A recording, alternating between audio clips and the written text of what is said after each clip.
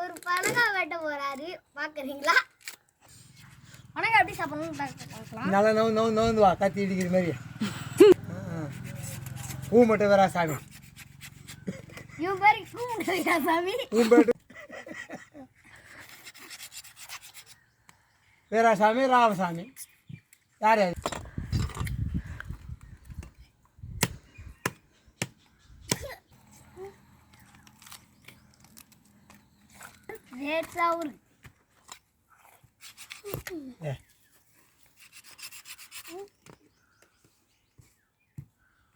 இது அப்புறம் உனக்கு அம்மாவுக்கு வந்தாரு. அப்புறம் வெட்டி தரேன்டா. ஆளுக்கு ஒன்று ஆளுக்கு ஒன்று எம்மியாகவும் இருக்குது, டேஸ்டாகவும் இருக்குது.